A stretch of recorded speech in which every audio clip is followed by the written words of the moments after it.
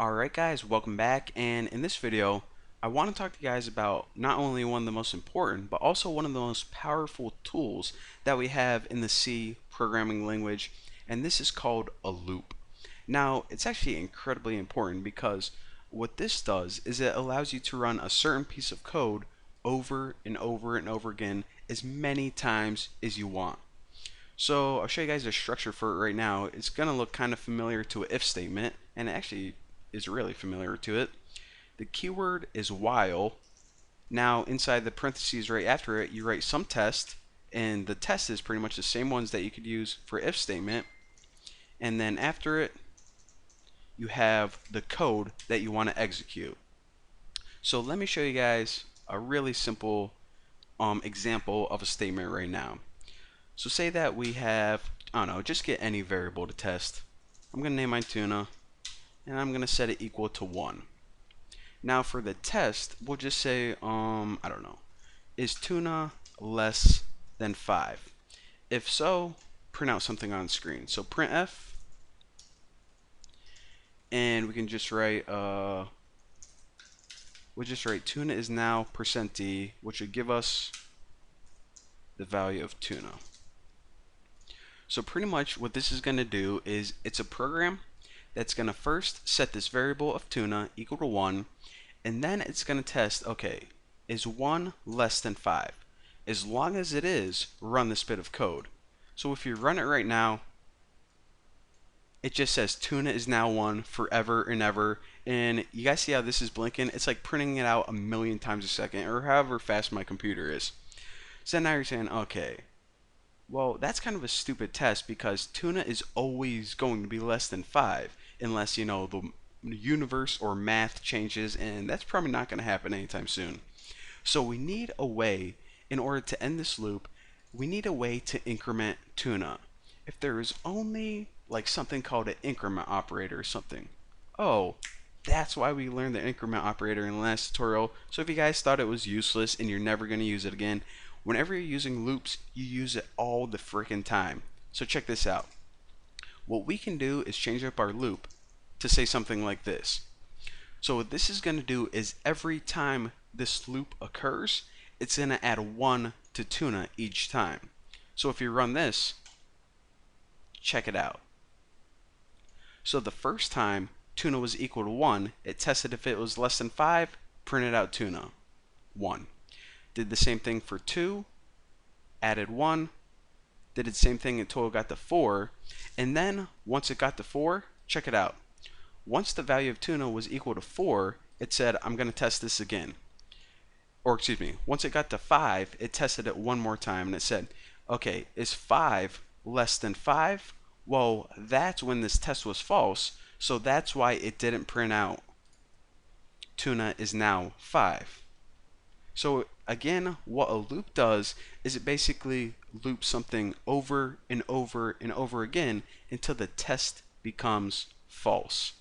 Pretty freaking sweet. So let me show you guys a really cool example of actually I got a really cool example I can show you. So get rid of this and clear out everything except like the bare bones, so we just have an empty while loop. And this is actually something that you guys probably saw before. My math teacher taught it to me when I was in like I don't know, 6th grade maybe. He's like, all right, would you rather have $1 million right now, or I can take a penny and double it every single day for a month, and then you can have however much money that is at the end? And everyone was like, I'll take $1 million, $1 million. And so what he did is he actually figured it out, and I will show you guys how to do that. So put int day, and right now we'll just set it equal to 1, even though we're going to be running it for 31 days. And for the penny, we can just do float amount and set this equal to 0.01, 1 cent. So now what do we want to test for? Well, we pretty much want to double it for 31 days. So we'll keep track of days and add 1 to it every single time this loop runs a process. So we're testing for days, so is day less than or equal to 31? As long as it is, continue this loop. Once it gets to day 32, then we can quit because there aren't any there aren't 32 days in a month. So the first thing I can do is just print out how much we have, just so we know. So printf, and I'll just put something like day %d, and might as well give you a tab, and then we'll do amount, and then after this we'll just go ahead and put the $sign, and then we'll build a float.